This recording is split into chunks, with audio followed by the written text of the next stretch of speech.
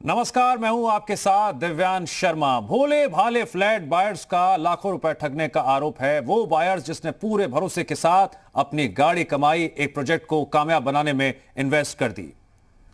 ऐसे इन्वेस्टर से ठगी के आरोपी मीडिया को ब्रेकिंग न्यूज की परिभाषा सिखा रहा है। देखिए जरा।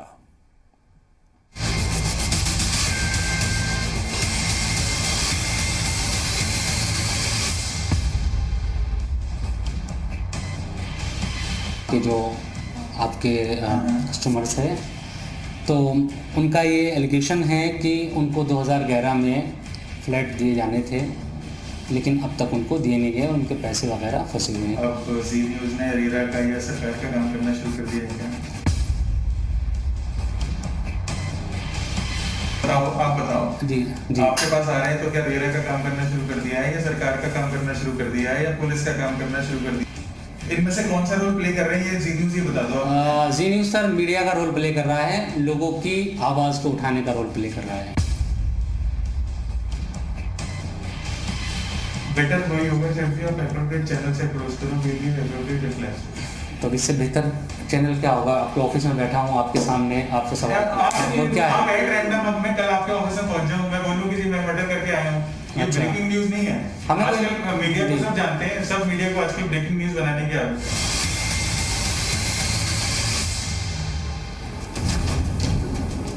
है। सपने तो रहे ही नहीं बिल्कुल भी। डेट पर डेट डल रही है, अभी तो कुछ आश्वासन नजर नहीं आ रहा है। हमारे सपने सारे अधूरे रह गए। मेरे को सोसाइटीज़ हमेशा अच्छी लगती थी रहना। मेरी तो कोर्ट से भी यही गुजारिश है कि इस मामले को जल्दी जल्दी सुनवाई करें। 2012 से वैसा का वैसा ही है, कोई काम नहीं हुआ इसके ऊपर। भी गवर्नमेंट का अगर इंटरफेरेंस जरा सा भी हो जाए तो ऐसे बिल्डर्स तो किसी के साथ में चीटिंग भी ना करें। अब जी न्यूज़ ने रीरा का या सरकार का काम करना शुरू कर दिया है क्या? जी न्यूज़ सर मीडिया का रोल प्ले कर रहा है, लोगों की आवाज़ को उठाने का रोल प्ले कर रहा है।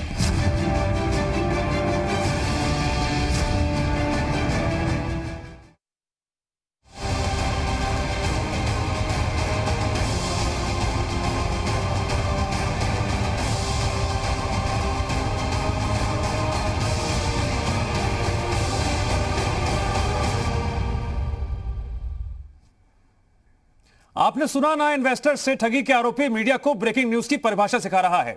इसीलिए आज हम ये स्पेशल शो लेकर आए हैं ताकि ऐसे हर ठग को बता सकें कि जब मेहनतकश लोगों के सपनों पर डाका डाला जाता है तो वो ब्रेकिंग न्यूज होती है। हमारे लिए, आपके लिए और सिस्टम के लिए, सबके लिए ये ब्रेकिंग न्यूज है कि घर देने के नाम पर धोखे का ऐसा जाल बुना जाता है जिसमें फंसकर बायर्स की कमाई डूब जाती है।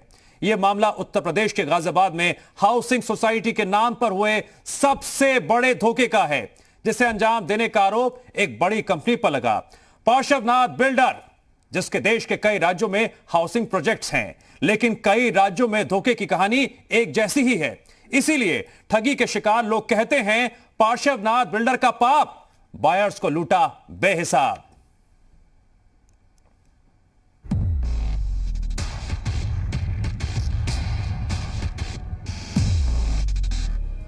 इन शानदार, जानदार और चमचमाती इमारतों में कौन नहीं रहना चाहता।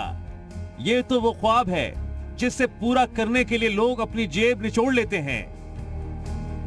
जीवन भर की जमा पूंजी से बुढ़ापे की बुनियाद रखते हैं।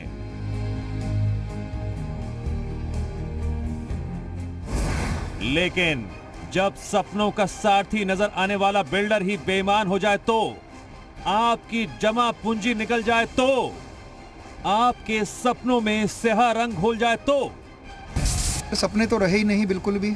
सपनों का जो पैसा जिंदगी भर कमाया था सारा लगा दिया इस उम्मीद में कि घर मिल जाएगा। किसी और प्रोजेक्ट में लगा था, मैं कम से कम रह तो रहा होता उसमें। तब भी रेंट पे थे और आज भी रेंट पर ही रह गए। सारे सालों मेहनत करी, अपने रिटायरमेंट का फंड लगाया और एक घर में रहने का जो सपना होता है वही उनको पूरा नहीं मिल पाया।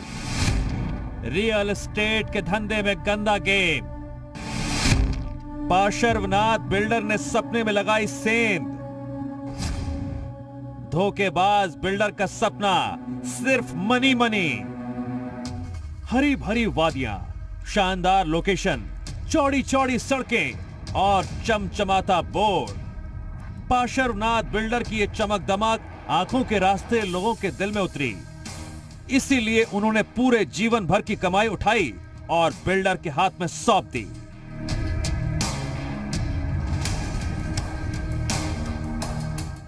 उसके बाद से बायर्स किस हाल में हैं, वो आपको बताएंगे, मगर इससे पहले जरा इस प्रोजेक्ट को समझ लेते हैं। आशियाने के सपने की नींव कब पड़ी, ये भी जानिए। साल 2007 में पार्श्वनाथ बिल्डर ने प्रोजेक्ट शुरू किया था। बड़े बड़े विज्ञापनों के साथ शुरू किया पार्श्वनाथ एक्सोटिका प्रोजेक्ट। गाजियाबाद के अर्थला में बन रहा था Parshvanath Exotica project. Parshvanath builder ने बुकिंग के 36 महीने में फ्लैट देने का वादा किया था। 31 एकड़ में शुरू हुआ था housing project. Parshvanath Exotica housing project जितने जोर शोर से शुरू हुआ था, उतनी तेजी से धराशायी हो गया। एग्रीमेंट के 36 महीने यानी 3 साल में फ्लैट देने के बिल्डर ने जो दावे किए थे, वो आज तक पूरे नहीं हुए। अब सवाल ये कि बायर्स पैसा भी दे चुके थे, प्रोजेक्ट शुरू भी हो गया था, तो फिर ये लटका क्यों? दरअसल जब धोखाधड़ी के मामले की शिकायत पर जांच पड़ताल हुई तो हैरत अंगेज बात पता चली। जीडीए में सौंपा गया इस प्रोजेक्ट का मैप ही एक्सपायर हो गया था, यानी उसकी वैधता खत्म हो चुकी थी। दरअसल जांच में पाया गया कि कई सालों से प्रोजेक्ट पर जब कोई निर्माण कार्य नहीं हुआ तो उसे अधूरा छोड़ दिया गया था, इसलिए इसके मैप की वैधता खत्म हो गई थी। पार्श्वनाथ एक्सोटिका हाउसिंग प्रोजेक्ट के बिल्डिंग प्रोजेक्ट की वैधता खत्म होने पर 2012 में काम बंद कर दिया गया। इसके बाद 2015 में जीडीए ने योजना की मंजूरी ही निरस्त कर दी। बाद में बिल्डर ने मैप दोबारा रिन्यू कराया और लोगों को भरोसा दिया कि वो काम पूरा कर देगा। लेकिन बायर्स का आरोप है कि बिल्डर सिर्फ धोखे पर धोखा करता रहा।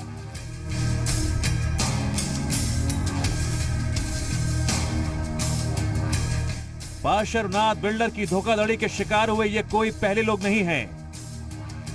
ये तो वो लोग हैं जिन्होंने 2011-12 के दौरान फ्लैट बुक किए, लेकिन धोखाधड़ी के शिकार ऐसे भी लोग हैं जिन्होंने 2011-12 से पहले फ्लैट बुक कर दिए थे। दरअसल धोखे की जमीन पर खड़ा हुआ ये प्रोजेक्ट 2007 में शुरू हो गया था, लिहाजा 2011-12 से पहले भी 70 बायर्स ठगे गए। हालांकि उनके मामले में राहत की बात यह रही कि लंबी कानूनी लड़ाई के बाद सुप्रीम कोर्ट से मई 2016 में उन्हें राहत मिल गई और उनका पैसा वापस करा दिया गया। सुप्रीम कोर्ट ने पार्श्वनाथ डेवलपर को 70 निवेशकों के 22 करोड़ रुपए वापस करने के आदेश दिया।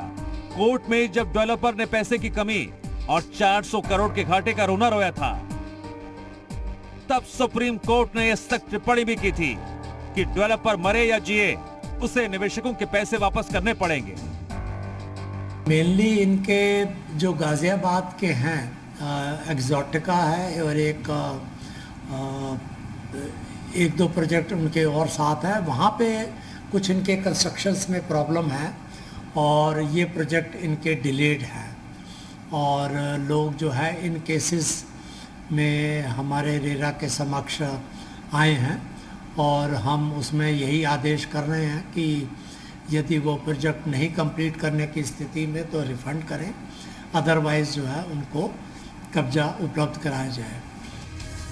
इस केस में राष्ट्रीय उपभोक्ता मामले की अदालत ने भी डेवलपर को निवेशकों का पैसा 12% ब्याज के साथ वापस करने का आदेश दिया था।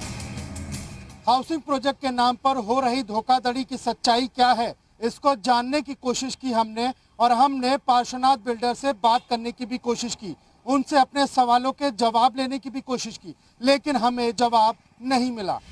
बेटर वही होगा जब आप एप्रोप्रिएट चैनल से अप्रोच करो, मेरी एप्रोप्रिएट रिप्लाई। तो इससे बेहतर चैनल क्या होगा? आपके ऑफिस में बैठा हूँ, आपके सामने आपसे सवाल। इस मामले में एक तरफ बिल्डर की चुप्पी, दूसरी तरफ बायर्स के सपनों में खुलेआम सेंधमारी से पूरे सिस्टम पर कई सवाल उठते हैं। हैरानी की बात तो यह है कि जब 2012 से ही प्रोजेक्ट की स्थिति डावाडोल थी, काम बंद हो गया था, तब भी बिल्डर ने लोगों को घरों का सपना क्यों दिखाया? 2012 में कई बायर्स को धोखा देकर फ्लैट क्यों बेचा और 2015 तक पोजीशन देने का वादा किया तो उसे निभाया क्यों नहीं? हालात ये हैं कि जो लोग अपने घर का सपना देख रहे थे वो लोग आज बिल्डर, प्रोजेक्ट और कोर्ट कचहरी के चक्कर काट रहे हैं। धोखाधड़ी के शिकार हुए 40 बायर्स ने एक एसोसिएशन बनाया। दरअसल पिछले 70 बायर्स का पैसा मिलने के बाद उन्हें उम्मीद जग चुकी थी, इसीलिए 2016 में उन्होंने कंज्यूमर फोरम में केस दर्ज कर दिया, जो अभी तक चल रहा है। कुछ तकनीकी खामियों के कारण केस 2017 में फिर फाइल करना पड़ा, जिसका फैसला आज तक नहीं हो पाया है और बिल्डर फिर कानून खेल रहा है। पवन त्रिपाठी, जी मीडिया, गाजियाबाद।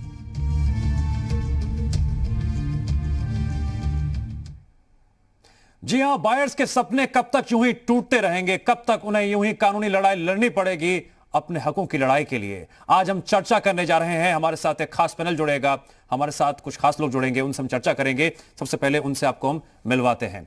हमारे साथ आज इस चर्चा में जुड़ने जा रहे हैं federation of apartment owners association के आलोक वर्मा जी। आलोक जी, मैं आपका स्वागत करता हूं। हमारे साथ पार्श्वनाथ के बायर संजीव अग्रवाल जुड़ गए हैं। संजीव जी, आप इस वक्त जिस पीड़ा से गुजर रहे हैं, परेशानी से गुजर रहे हैं, आपकी समस्या को भी हम सामने रखेंगे, आप बने रहे हमारे साथ। और साथ ही साथ इस वक्त पवन त्रिपाठी खुद मौजूद हैं पार्श्वनाथ एक्सोटिका से। सबसे पहले करूंगा पवन त्रिपाठी, मैं आपके पास। आपने जमीन पर देखा किस तरह से यहां पर बड़े बड़े सपने दिखाए जाते हैं, एक माया जाल बुना जाता है और उसके बाद बायर्स को उनकी मुसीबत से लड़ने के लिए अकेला छोड़ दिया जाता है। रेरा का रास्ता है, कानूनी लड़ाई है, न जाने कितने रास्ते हैं, वो ठीक है, लेकिन इस लड़ाई को लड़ते लड़ते कितने साल बीत जाते हैं, ये एक नजीर है ये पूरा मामला जो आज हम उठा रहे हैं। बिल्कुल ठीक कहा आपने। देखिए, बायर्स की जेब से जो पैसा जाता है कहीं ना कहीं वो बहुत मेहनत की कमाई होता है। एक एक पैसा जोड़कर एक आम आदमी अपने सपनों का घर बनाने की कोशिश करता है। और पार्श्वनाथ एक्सोटिका, इस डेवलपर ने, इस सोसाइटी ने जो इन लोगों का पैसा लिया था, इससे पहले जब 70 लोगों का पैसा लिया था तो उनका पैसा उसे वापस करना पड़ा, वो भी लंबी कानूनी लड़ाई के बाद। लेकिन मेरे साथ एक बायर है, मैं इनसे बात करता हूं जिन्होंने उस फैसले के बाद भी बुक कराया है, जो अभी तक धोखे में है। सर, 2014 में आपने बुक कराया था? 2014 अप्रैल में 2014 में बुक कराया था। क्या क्या बताया गया था इनकी तरफ से? क्या सपने, क्या वादे, क्या दिखाई गई थी तस्वीरें? तब उस टाइम कुछ काम चल रहा था, हमें ये नहीं बताया गया था कि इसका जो मैप है जीडीएस से ऑलरेडी एक्सपायर हो चुका है। अच्छा। और उन्होंने हमें सैंपल फ्लैट दिखाया, वादे किए कि विद इन 36 मंथ 36 महीने में आपको फ्लैट मिल जाएगा, लेकिन हमें आज तक वो फ्लैट का अभी तक सपने ही देख रहे हैं। अभी तक कुछ पता नहीं है कि कब मिलेगा, सारा काम बंद है। और जो जिस बिल्डिंग में जिसने बुक कराया था उसका तो अभी तक आज तक काम ही स्टार्ट नहीं हुआ है। बिल्कुल। मैम, आप लोग ने जब बुक कराया था तो क्या सोचा था? क्योंकि सपनों का घर हमेशा महिलाओं के लिए एक बड़ा जरूरी चीज होता है कि मेरा घर होगा तो मैं ऐसे रखूंगी, ऐसे करूंगी। क्या क्या आप प्रॉब्लम फेस कर रही हैं? सबसे ज्यादा तो ये था कि मेट्रो बिल्कुल सामने आ रही थी, इसलिए हमने मकान बुक कराया था कि बिल्कुल सारी सुविधा मिलेगी यहाँ पे जाने आने की। लेकिन वो सपना ही साकार नहीं हुआ हमारा, तो ऐसा कैसे पड़ा है, सारा पैसा ही डूब गया, पूरा सारा पैसा डूब गया। और भी लोग हैं। सर, आपने कब बुक कराया और आज तक क्या परेशानियां झेल रहे हैं? सर, हमने भी 2013 में बुक कराया है। सैंपल फ्लैट तो इतना शानदार बनाया था कि कोई भी आके इनकी चकाचौंध में लिफ्ट हो जाएगा, और हम लोगों ने भी सैंपल फ्लैट देख के ही फ्लैट लिया था। हम लोगों ने फ्लैट जब लिया उसके बाद यहाँ पे पता चला कि यहाँ पे तो जो टावर्स बनने हैं जिनमें इन्होंने हमारे को फ्लैट बुक दिया है, वही टावर जीडीए ने इनको लैप्स कर दिया है। वो काफी टाइम पहले ही लैप्स कर दिया मतलब वो टावर अप्रूव्ड ही नहीं है? अप्रूव्ड ही नहीं थे। तो कैसे किया आपको? ये हमारे को कैसे बेच दिया, ये तो एक फ्रॉड है। एक तो प्रॉपर तरीके से चीटिंग कैसे कह सकते हैं इस चीज में कि ये बिका कैसे? अगर वो इसका तो गवर्नमेंट ने ही, अगर जीडीए ने ही इसको लैप्स कर दिया था, इसको तो बेचना ही नहीं चाहिए था। इनको तो प्रॉपर ट्रांसपेरेंसी मेंटेन करनी चाहिए। और पार्सल एक बायर और मेरे साथ हैं, मैं इनकी स्टोरी बताऊंगा कि ये जब से इन्होंने बुक कराया तब से ये किराए पर हैं और आज तक किराए पर हैं। क्या नाम है आपका? सर, मेरा नाम अभिषेक नारायण है। जी, अभिषेक जी। और बड़ी ही दुखद स्थिति है। मतलब मुझे याद है मेरी माता जी का हमेशा सपना था अपना घर यहाँ लेंगे। तब यहाँ पे एक, जैसा इन्होंने बताया, बहुत शानदार सा चकाचौंध सैंपल फ्लैट है। उसमें न जाने कितने ही लोगों को इन्होंने झांसे में लिया, बुलाया, समझाया। तब तो मेट्रो नक्शे पे भी नहीं थी। हमने सब पता किया, मेट्रो वेट्रो सबके बारे में। आज देखिए मेट्रो ऑपरेशनल है, आज से 8 साल पुरानी बात है, और आज यहाँ पे दरवाजा आप देख रहे हैं एकदम बंजर हालत में ये स्थिति है। ठीक है, हम लोगों का पैसा यहाँ फंस गया और हम लोग अंदर से इतना परेशान हो चुके हैं कि अब किस पे भरोसा करें। पार्सनाथ बिल्डर जो इतना नामी बिल्डर कहे जाते थे, अगर ये लोग धोखा कर सकते हैं तो आदमी नामी बिल्डर कहे जाते हैं, लेकिन इन बिल्डरों की ठगी से निपटना कितना मुश्किल होता है ये हम समझने की कोशिश करेंगे संजीव अग्रवाल जी से, जो खुद एक बायर रह चुके हैं। संजीव अग्रवाल जी, आपने अपने सपनों का आशियाना खरीदने के लिए इन्वेस्ट तो कर दिया, लेकिन सपना पूरा ना हो सका। आप खुद एक कर्जदार बन गए, परेशानी लगातार जारी है। आपने क्या क्या कानूनी लड़ाई लड़ी, क्या क्या दुविधाएं आई, क्या क्या परेशानी आई, और इस लड़ाई में आपको क्या क्या दिक्कतों का सामना करना पड़ा, किस किस से आपको लड़ना पड़ा? पहले तो बहुत बहुत शुक्रिया जी टीवी का, जिन्होंने हमें यहाँ पे बुलाया और ये इसके ऊपर आप एक प्रोग्राम कर रहे हैं, जिसमें हमें थोड़ी सी राहत मिली कि हमारी बात सुनने के लिए भी कोई बैठा हुआ है। हम बहुत बहुत शुक्रिया करना चाहते हैं आप इस चीज़ को लेके। मैंने 2011 में फ्लैट बुक करवाया था इस उम्मीद से कि हमें एक अच्छा घर मिलेगा। जैसे बाकी साथियों ने कहा कि एक अच्छी सी चीज़ दिखाई गई, बहुत शानदार सी चीज़ दिखाई गई हमें, जिसमें हमें पता लगा कि हम एक अपने सपनों का घर बुन सकते हैं यहाँ पे। लेकिन 2 साल के अंदर ही 2011 में हमने बुक कराया, 2 साल के अंदर ही उन्होंने 90% पैसा हमसे ले लिया। आज हमने 60 लाख रुपए का फ्लैट बुक करवाया था, 51 लाख रुपए हमने 2013 तक बिल्डर को दे दिया, और उन्होंने बोला कि हम 2014 या 2015 के बीच में आपको फ्लैट दे देंगे। जैसे ही हमने 90% पैसा दिया, 2014 के बिगनिंग में काम बंद हुआ। आज 7 साल हो गए हैं, काम बिल्कुल बंद ठप पड़ा हुआ है। जब भी उनके दरवाजे में जाते थे ये कहते थे 6 महीने में कर देंगे, साल में कर देंगे, या 3 महीने में कर देंगे। ऐसे करते करते करते हम थक हार टूट गए बेसिकली। तभी हमने सोचा, हमने एक एसोसिएशन बनाई। हमें थोड़ी सी उम्मीद जगी थी कि 70 लोगों ने केस फाइल किया, उसमें नेशनल कंज्यूमर कोर्ट ने फैसला दिया था 2016 के अंदर, कि हमारी उम्मीद जगी कि हम भी एक ऐसा कदम लें और कोर्ट में केस फाइल करें। तो 2016 में हमने कोर्ट में केस फाइल किया 40 लोगों ने मिलकर। वो कुछ टेक्निकल खामियों की वजह से कोर्ट ने उसको रद्द कर दिया। फिर हमें अलाउ किया कि 2017 में दोबारा केस फाइल किया जाए। हमने 2017 में दोबारा केस को फाइल किया। आज 3 साल हो गए हैं। उसके हमारे केस को फाइल करने से पहले पार्श्वनाथ ने सुप्रीम कोर्ट में उसको पहले वाले केस को चैलेंज कर दिया था, लेकिन सुप्रीम कोर्ट ने भी 2-3 साल के अंदर उसको डिसाइड करके फैसला बायर के हक में दिया। 70 लोग। ठीक है सर, मैं आऊंगा आपके पास। आलोक वर्मा जी, पार्श्वनाथ एक्सोटिका, कितने लोगों ने इन्वेस्ट किया? ये संख्या बहुत ज्यादा है और हर किसी की कहानी उतनी ही दुखदाई और परेशान करने वाली है जब जुबान पर आती है और लोग सुन रहे हैं। सर, ये जो उम्मीद टूटती है, जितने बिल्डर ठगी करते हैं, इनके इलाज के लिए बायर्स को दर दर की ठोकरें खाने पड़ती हैं, लेकिन फिर भी इनका इलाज नहीं होता है। इनके पैसे, जो निवेशकों के पैसे, उन्हें वापस नहीं मिल पाते हैं। क्या इलाज है इसका? फिर सिस्टम के आगे इसी तरह से भटकते रहना। देखिए, पार्श्वनाथ जो बिल्डर है जनाब, ये कोई अकेला बिल्डर नहीं है डिफॉल्टर। मतलब आप अगर नाम गिनने बैठे तो पूरे पेज भर जाए आपके।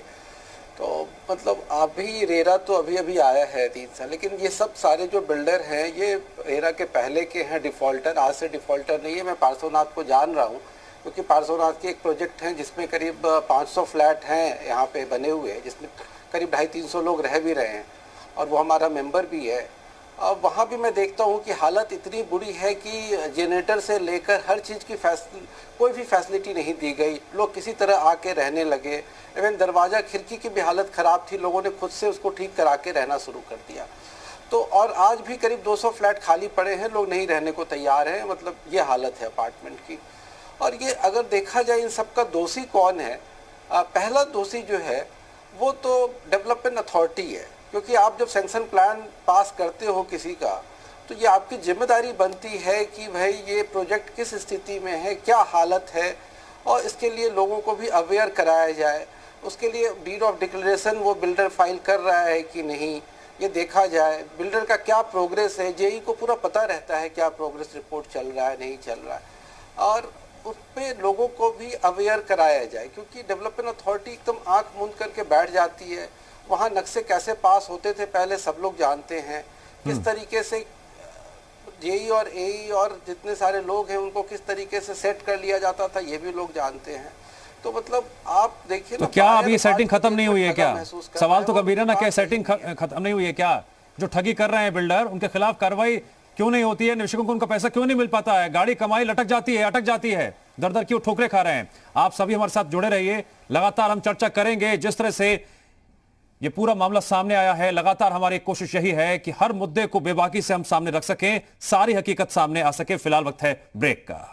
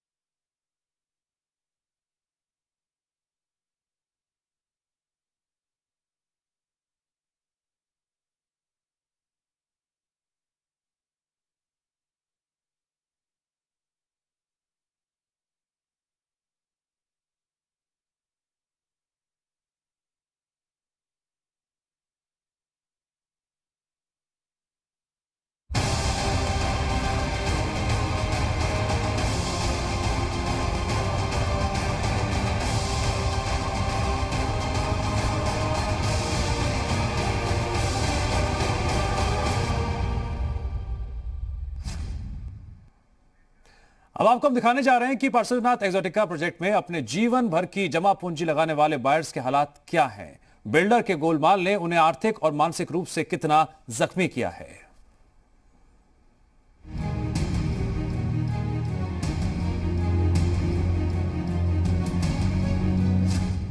संजीव अग्रवाल, नवीन बिहारी जौहरी, अमित मल्होत्रा, अभिषेक नारायण, शेखर गुप्ता, ऐसे 40 नाम हैं, लेकिन कहानी एक है।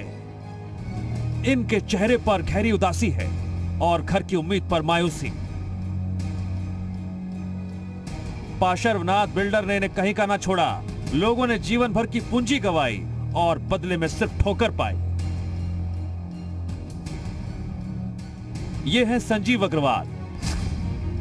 जनवरी 2012 में इन्होंने बिल्डर से फ्लैट का एग्रीमेंट किया था। 51 लाख रुपए बिल्डर को दे भी दिए। उम्मीद थी कि 2015 में अपने घर में शिफ्ट होंगे, मगर बिल्डर की बेईमानी सपनों को निगल गई। सपने तो रहे ही नहीं बिल्कुल भी। सपनों का जो पैसा जिंदगी भर कमाया था सारा लगा दिया इस उम्मीद में कि घर मिल जाएगा, ठीक है, और यहाँ तो इन्वेस्टमेंट के पर्पज़ से, यहाँ रहने के पर्पज़ से, यहाँ बच्चों की बड़े होंगे उनके काम आएगा, लेकिन यहाँ धक्के खा रहे हैं। हमें तो इतनी चीटिंग वाली फीलिंग महसूस हो रही है, धोखाधड़ी महसूस हो रही है। जो उन्होंने 2013 में हमने लास्ट पेमेंट की थी, तब तक हमने 90% पेमेंट दे दी। 51 लाख रुपए दे चुके हैं। 2013 में लास्ट पेमेंट गई थी, उससे तब से काम बंद है और 7 साल से हम धक्के खा रहे हैं। संजीव अग्रवाल जब बिल्डर के दफ्तर जाते हैं तो वहां से बैरंग लौटा दिया जाता है। यही हाल नवीन बिहारी जौहरी का भी है। जौहरी साहब ने 2014 में 21 लाख देकर पार्श्वनाथ एक्सोटिका में घर बुक कराया था। बुक कराने के बाद ही पता चला कि जीडीएस से प्रोजेक्ट का मैप एक्सपायर हो चुका है। मैंने अप्रैल 2014 में बुक कराया था, जिसका एग्रीमेंट सितंबर 2014 में हुआ था। मैंने 2014 में अबाउट 21 लाख डिपॉजिट करा दिया है, लेकिन उसके बाद से ये काम यहाँ का बंद हो गया। उस समय हमें नहीं बताया गया था कि इसका जीडीएस से मैप भी सैंक्शन जो था वो एक्सपायर हो चुका है, जब उन्होंने बुकिंग के टाइम नहीं बताया था। नवीन बिहारी जौहरी को धोखे का एहसास जल्दी हो गया था, मगर तब तक रकम हाथ से जा चुकी थी। मगर अमित मल्होत्रा जैसे ऐसे भी बायर हैं जिन्हें धोखे की भनक तक नहीं लगी। 2011 में पत्नी और बच्चे के साथ घर बुक कराने आए थे। 4 बेडरूम का घर चाहिए था, इसलिए बिल्डर को 65 लाख का पेमेंट भी कर दिया। 2011 में इनके एडवर्टाइजमेंट्स आते थे फुल पेज के, और हम लोग दिल्ली में रहते हैं, हमारा छोटा घर था, तो एक बड़ा घर लेने की चाह में और दिल्ली के आसपास अपने बजट में लेने के हिसाब से आए यहाँ पे। इसी जगह में इनके ऑफिस में आके बैठे, मैं और मेरी वाइफ, बहुत देखा, बड़ा शानदार सैंपल फ्लैट बना हुआ था और हमने अच्छा एक 4 बेडरूम का घर बुक कराया।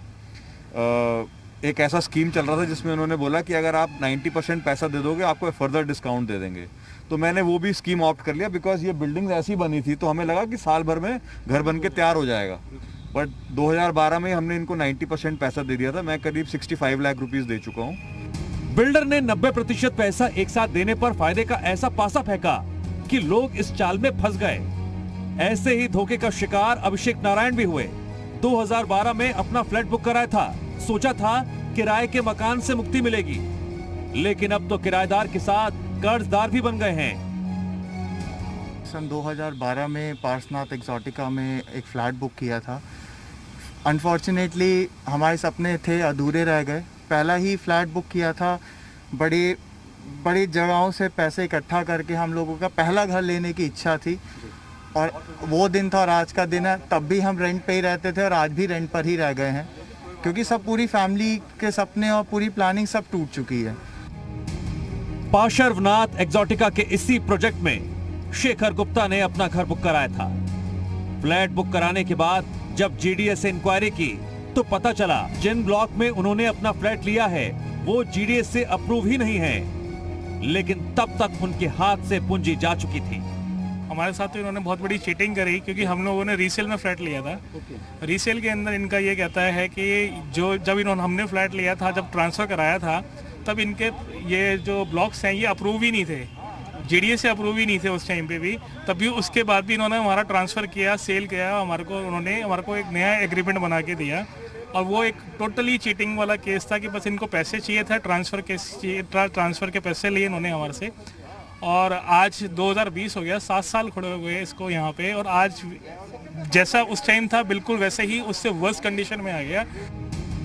बायर्स ने पार्श्वनाथ एक्सोटिका में घर का सपना तो छोड़ ही दिया है, अब जंग उस खून पसीने की कमाई को वापस पाने की है जिस पर बिल्डर कुंडली मारे बैठा है। पवन त्रिपाठी, जी मीडिया, गाजियाबाद। जी हां, ऐसे ठगी करने वाले बिल्डरों का इलाज क्या है? कानूनी कार्रवाई तो लगातार होती रहती है, लेकिन निवेशकों का पैसा जिस तरह से फंस जाता है, वक्त पर उन्हें अपना जो प्रोजेक्ट है जिस पर गाड़ी कमाई लगाई है वो नहीं मिलता है, घर नहीं मिलता है, आशाना नहीं मिलता है, समस्या लगातार बढ़ती चली जाती है। चर्चा एक बार फिर से शुरू करते हैं। हमारे साथ एक और मेहमान जुड़ गए हैं, रेरा एक्सपर्ट अभय उपाध्याय जी। अभय उपाध्याय जी, रेरा की जब बात होती है, होम बायर्स के हितों की रक्षा करता है, एक उम्मीद की रोशनी के तौर पर देखा जाता है रेरा को, लेकिन उसके बावजूद भी इस तरह की बातें निकलकर सामने आती हैं जिस तरह से हमने देखा यहां पर पार्श्वनाथ एक्सोटिका के मामले में 2007 से प्रोजेक्ट चल रहा है, प्रोजेक्ट पूरा नहीं हुआ है और जितने भी बायर्स हैं वो इधर उधर पूरी तरह से घूम रहे हैं, चक्कर काट रहे हैं, कभी प्रोजेक्ट के, कभी तमाम तरह से अधिकारियों के कोशिश पूरी कर ली लेकिन हुआ कुछ नहीं। आपका रिएक्शन इस पर? देखिए, रेरा आया था जब, तो रेरा का पर्पस ही ये था, सेक्शन 3 को अगर आप देखेंगे कि सारे ऑनगोइंग प्रोजेक्ट्स उसमें कवर किए गए थे। जैसा कि आप बता रहे हैं कि 2007 से ये प्रोजेक्ट चल रहा है और अभी तक कंप्लीट नहीं हुआ है, तो डेफिनेटली इसकी कंप्लीशन सर्टिफिकेट इशू नहीं हुई है और ये जो है रेरा के अंडर में आता है। समस्या यहाँ पे ये आ रही है कि रेरा जो फंक्शन कर रहा है वो न तो ऑनगोइंग प्रोजेक्ट्स पे बहुत ज्यादा ध्यान दे पा रहा है या नहीं देने की कोशिश हो रही है और न ही नए प्रोजेक्ट्स पे देने की कोशिश हो रही है। आप देखिए, जब ये रजिस्ट्रेशन का प्रोसेस शुरू हुआ होगा और ये सारे प्रोजेक्ट रजिस्टर किए गए होंगे, तो एक तो टाइमलाइन बिल्डर ने चलिए जो पुरानी टाइमलाइन पास हो गई उसको छोड़कर भी नई टाइमलाइन दी गई होगी। आप उस नई टाइमलाइन में आपको तुरंत ये मॉनिटर करना चाहिए था कि ये 10 साल, 5 साल, 8 साल से प्रोजेक्ट चल रहा है, कंप्लीट नहीं हुआ है और रेरा के ऊपर में बहुत बड़ी जिम्मेदारी थी। जब एसओपी इशू करेगा होम बायर्स के लिए, एसओपी जारी करेगा, इससे कुछ फायदा होगा? देखिए, फिर यही बात समझने की है कि मात्र कागजी कार्रवाई से अगर काम होने का लगे तो पूरा का पूरा कानून आ गया। ठीक है, तो हम लोग को जो है ना कागज से बाहर निकलना पड़ेगा। हम लोग को ये समझना पड़ेगा कि घर बनवाना एक मात्र। सर, आपने कहा कागज से बाहर निकलना पड़ेगा, इसीलिए आज इस मुद्दे को हम सामने रख रहे हैं और बड़ी खबर आ रही है इसी से जुड़ी हुई। बायर्स को ठगने वालों पर होगी कार्रवाई। जी हां, जी उत्तर प्रदेश उत्तराखंड से बोले मंत्री कपिल देव अग्रवाल। इस वक्त की बड़ी खबर, बायर्स से धोखेबाजी करने वाले नहीं बचेंगे। जी उत्तर प्रदेश उत्तराखंड से बातचीत करते हुए कहा कि धोखा करने वालों पर कानून कसेगा शिकंजा। इस वक्त की बड़ी खबर। सर, जी उत्तर प्रदेश ने एक खुलासा किया है जिसमें जो बिल्डर है वो पैसे तो ले लिए उसने, लेकिन जमीन पर कहीं कोई मकान नहीं बना, कोई आवास नहीं बना। ऐसे बहुत सारे लोग हैं गाजियाबाद, नोएडा में जो बिल्डर्स के इस चंगुल में भी फंसे हुए हैं। बिल्डर जो है वो पैसे तो ले लेता है लेकिन उनको आवास नहीं था, हवा महल बनाता है, हवा में ही महल बनता है। देखिए, पिछली सरकारों में ये बहुत बड़ी समस्या थी और सरकारों ने इसकी चिंता भी नहीं की कि बिल्डर लगातार अपनी बिल्डिंग बनाए जा रहे थे या नहीं बना रहे थे, लेकिन पैसा इन्वेस्टर से ले रहे थे। और बहुत लोग ऐसे हैं जो बहुत गरीब हैं और अपनी बहुत धीरे धीरे जमा पूंजी इकट्ठा करके बिल्डर को देने का काम करते थे ताकि उनके मकान बनने का सपना साकार हो सके। जब उन लोगों ने धोखाधड़ी की तो माननीय मुख्यमंत्री योगी आदित्यनाथ जी ने रेरा का गठन किया ताकि सही तरीके से उसकी जांच हो सके और जो इन्वेस्टर है जो मकान बनाना चाहता है ऐसे व्यक्ति के हित की बात हो सके। अभी भी शिकायतें आ रही हैं, उसके संबंध में माननीय मुख्यमंत्री और उनके अधीनस्थ अधिकारी लगातार समीक्षा कर रहे हैं, बातचीत कर रहे हैं और किसी भी ऐसे बिल्डर को जो चीटिंग करता है या पैसा लेकर के मकान देने का काम नहीं कर रहा है और वो ये घोषित हो जाता है कि वो वास्तव में धोखाधड़ी कर रहा है, उसके खिलाफ कार्रवाई हो। जी ने ये खुलासा किया है, इसको मुहिम कैसे थे, ऐसे हजारों लोग हैं जिनके पास मकान नहीं है, बिल्डर फ्रॉड्स कर रहे हैं, कैसे देखते हैं इस खुलासे को? अपने आपको पता है ना, तो लोग जो बहुत धीरे धीरे पैसा जमा करते हैं, इकट्ठा करते हैं, अपनी नौकरी से पैसा बचाते हैं, जमा पूंजी उधार लेते हैं, बैंक से कर्जा लेते हैं और तब इन्वेस्ट करते हैं। फिर भी अगर कोई ऐसी परिस्थिति होती है तो निश्चित रूप से ऐसे सब लोग कानून के शिकंजे से बच नहीं पाएंगे, ऐसा माननीय मुख्यमंत्री का निर्देश। सीधे रुख करेंगे पवन त्रिपाठी का। पवन, मंत्री कपिल देव अग्रवाल ने साफ तौर से कहा है कि कार्रवाई होगी। इसके मायने इस तरह समझे जा सकते हैं कि जी उत्तर प्रदेश उत्तराखंड पर हमने इस मुद्दे को उठाया है और अब कार्रवाई होना भी तय है, जैसा कि हमें आश्वासन दिया गया है। बड़ा सवाल यही है कि बायर्स कब तक जो है भटकते रहेंगे। अब बिल्कुल ठीक कहा आपने, जिस तरीके से हमने इस मुहिम को उठाया है और कहीं ना कहीं हमारे साथ ये लोग आकर जुड़े हैं, इनसे ही पूछ लेते हैं कि मंत्री महोदय ने जो कहा है क्या लगता है, क्या आश्वासन लगता है इन्हें और क्या उम्मीद जगती है उससे। अभिषेक जी, थोड़ी देर पहले जी यूपी उत्तराखंड से मंत्री महोदय बोले हैं कि वो जल्द से जल्द कार्रवाई करेंगे और जो लोग जिन्होंने लोगों से पैसे लिए हैं और अभी तक नहीं चुकाए उन पर कार्रवाई होगी। क्या लगता है आपको? सबसे पहले तो जैसे कि संजीव जी ने भी बोला और हम सब तहे दिल से जी न्यूज़ और जी मीडिया के आभारी हैं कि उन्होंने हमारे मुद्दे को इतना आगे उठाया और पूरे देश के सामने रखा। एंड मंत्री जी के भी हम लोग तहे दिल से आभारी हैं, उन्होंने हमें आश्वासन दिया और हमें पूरा भरोसा है कोर्ट के साथ साथ मंत्री जी और योगी सरकार और भारत सरकार की अथक प्रयासों से हमें ज़रूर मकान मिले। मकान तो अब छोड़ दीजिए, वो नहीं मिल पाएगा, बट कम से कम हमारा पैसा, हमारे खून पसीने की कमाई हमें वापस मिल जाए। हम सब की तो यही लड़ाई रहेगी। बिल्कुल। और लोगों से बात करते हैं। गुप्ता जी, आपको क्या लगता है, क्या उम्मीद जगती है, कुछ लगता है जब ऐसी मुहिम होती है? बहुत अच्छा लगा सुन के कि हमारे देश में कुछ मंत्री ऐसे भी हैं जो जनता का बहुत तहे दिल से ध्यान भी रखते हैं और हम बस कोर्ट से गुजारिश ये करते हैं कि हमारा एक फाइनल जजमेंट रह गया है, जो पिछले 4-5 फाइनल जजमेंट चलती आ रही हैं, पर एक डिसीज़न और दे दीजिए, हम आपका बहुत बहुत शुक्रगुजार करेंगे। जी न्यूज़ का हम बहुत बहुत धन्यवाद करते हैं और हमारे जैसे बहुत लोग हैं, वो आपको सब लोग सबकी तरफ से मैं एक चीज़ ये बोलना चाहता हूँ कि आप इतने सारे जो पैसे लोगों ने अपनी जीवन की कमाई लगा रखी हैं। मैं एक ऐसा उदाहरण भी देना चाहता हूं कि एक हमारे ग्रुप के अंदर एक मेंबर थे, वो एक्सपायर कर गए अपने उसमें, मतलब उन्होंने अपने घर का सपना देखा था, वो एक्सपायर भी कर गए हैं रिसेंटली। तो ऐसा नहीं होना चाहिए, देश का पैसा है, देश के अंदर ही रहना चाहिए और बाहर पैसा बिल्कुल नहीं भेजना चाहिए। बस गुजारिश यही है कि लोगों का पैसा जल्दी से जल्दी वापस करवाएं। और लोगों से बात करते हैं। नवीन जी, कोई उम्मीद जागती, कोई आश्वासन, क्योंकि अभी मंत्री महोदय बोले कि वो जरूर कार्रवाई करेंगे। बिल्कुल, सुन के अच्छा लगा बहुत। हमारे अगर मंत्री महोदय जी ने ये बोला है कि हमारे उस पर कार्रवाई करेंगे तो कुछ उम्मीद तो जागी है और इसके लिए हम योगी सरकार जी के बहुत बहुत आभारी हैं। और जी मीडिया जिसने हमारा ये सारा मुद्दा उठाया है तो उसके भी हम बहुत आभारी हैं। ठीक है आलोक कुमार जी, आप लोग क्योंकि सबसे ज्यादा एक आलोक कुमार जी लगता है कि अपना घर। आलोक कुमार जी, जब भी कोई बिल्डर बायर्स के साथ ठगी करता है तो आप लोग बायर्स के पास एक ही ऑप्शन रह जाता है, या तो कानूनी कार्रवाई करे या फिर उस बिल्डर के पास जाए और बोले भाई पैसे वापस कर दीजिए मुझे। ग्रुप ऑफ मिनिस्टर, योगी सरकार ने ग्रुप ऑफ मिनिस्टर बनाए थे इस प्रॉब्लम को सॉल्व करने के लिए और वो तीन मिनिस्टर थे, वो तीन मिनिस्टर थे जो यहाँ जीडीए में बैठ के सुरेश खन्ना जी, राणा जी और सतीश महाना जी, तीनों कैबिनेट रैंक के मिनिस्टर यहाँ आए थे और उसमें पार्श्वनाथ के मालिक को भी बुलाया गया था और मैं था उस मीटिंग में। उस मीटिंग के बावजूद इसने सारी जो वादे किए, एफिडेविट जमा कराया, सब कुछ किया, लेकिन ये उस वादे सर आलोक जी इसीलिए तो इस मुद्दे को रख रहे हैं आज। और सुनिए एक बात और, आलोक जी सुनिए एक बात और, ये पार्श्वनाथ एक्सोटिका के जो मालिक हैं इनसे हमने पूछना चाहा लेकिन इन्होंने चुप्पी साध ली, किसी भी आरोप का कोई भी जवाब नहीं दिया। किस तरह से यहाँ पर बायर्स ठगे जा रहे हैं, किस तरह से उनके साथ धोखाधड़ी हो रही है, इसको लेकर सीधा सवाल किया, चुप्पी साध रखी है फिलहाल, और इसीलिए आज इस मुद्दे को उठाया हमने। अच्छी बात है, अच्छी बात है आपने ये मुद्दा उठाया है, अच्छी बात है। ये मुद्दा दब गया था, मीडिया ने भी इस मुद्दा पे ध्यान छोड़ दिया था और आपने इस मुद्दे को फिर से उठाया है, इसके लिए जी का बहुत बहुत धन्यवाद। क्योंकि बायर्स के लिए आवाज उठाना बड़ा मुश्किल काम है, लोग आगे नहीं आ पाते हैं, तो आप अगर इस बात के लिए आगे आए हो तो इसके लिए आपको बहुत बहुत मेरे तरफ से आप कॉन्ग्रेचुलेशन के पात्र हो। लेकिन इस मुद्दे के बावजूद भी आप इस मुद्दे को दबाइए नहीं, ये उठाते रहिए। बहुत से और सारे कई ऐसे बिल्डर हैं जो बड़े बड़े डिफॉल्टर हैं। अमरपाली में तो फिर भी लोगों को राहत मिल गई और आगे लग रहा है कि घर मिल जाएगा, लेकिन अमरपाली और पार्श्वनाथ जैसे बहुत छोटे छोटे और बिल्डर हैं जिससे कहीं 1000, कहीं 1500, कहीं 2000 मकान लोगों के फंसे हुए हैं। एनसीएलटी में भी मैटर चला जा रहा है, ठीक है, और वहां भी मामला ठीक है। अभय उपाध्याय जी, यहाँ पर सिस्टम को और सख्त होना पड़ेगा। मंत्री कपिल देव अग्रवाल जी ने आश्वासन दिया है, लेकिन सिस्टम को और सख्ती दिखानी पड़ेगी क्योंकि ये बिल्डर्स मानने वाले नहीं है। ये निवेशकों का जो पैसा है डकाल लेते हैं, पैसा वापस करते नहीं है, कानूनी लड़ाई लड़ते लड़ते जो है उलझा देते हैं पूरी तरह से। देखिए मेरे हिसाब से तो जब से रेरा आ गया है तब से पूरी की पूरी जिम्मेदारी रेरा अथॉरिटीज की है।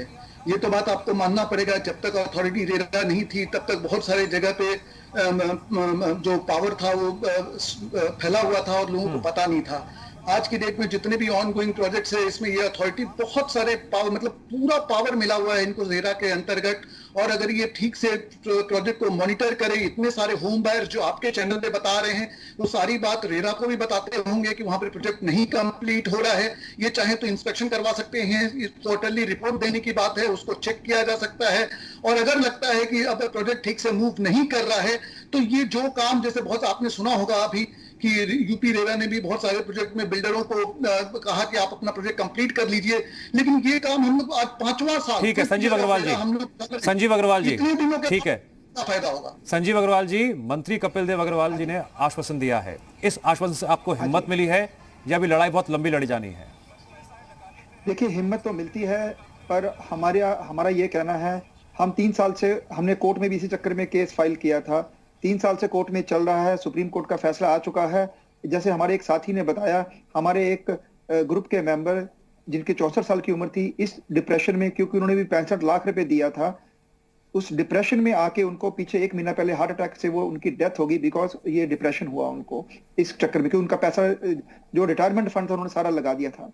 तो हमारी ये उम्मीद है, आश्वासन हमें मिला है, हम उसके लिए बहुत बहुत धन्यवाद करते हैं, लेकिन हमारा ये कहना है कि हमें जल्दी से जल्दी अपना पैसा वापस करवाया जाए, ताकि और भी किसी और की जिन लोगों ने पैसा लगाया उनमें से किसी भी, हमारे ग्रुप में बहुत सारे बुजुर्ग लोग भी हैं, कि उनके साथ किसी के साथ ऐसा हादसा ना हो और उनको अपनी जीते जी अपना पैसा मिल जाए और अपने परिवार के लिए वो यूज कर सके। तो हमारी तो यही गुजारिश है कि हम बहुत बहुत धन्यवाद भी करते हैं मंत्री जी का कि उन्होंने ये आश्वासन दिया है। सर हमारा मकसद ही यही है कि जो भी बिल्डर ठगी कर रहे हैं बायर्स के साथ, वो सामने आकर उनके खिलाफ कार्रवाई हो, सिस्टम और भी ज्यादा सख्त हो, फिर चाहे वो कोई भी बिल्डर हो। इनका जो ये गंदा गेम है जिस तरह से बायर्स के सपनों के साथ खिलवाड़ किया जाता है, ये खत्म होना चाहिए, इस पर ब्रेक लगना चाहिए। इस उम्मीद के साथ मैं आप सभी मेहमानों का बहुत बहुत शुक्रिया करता हूं।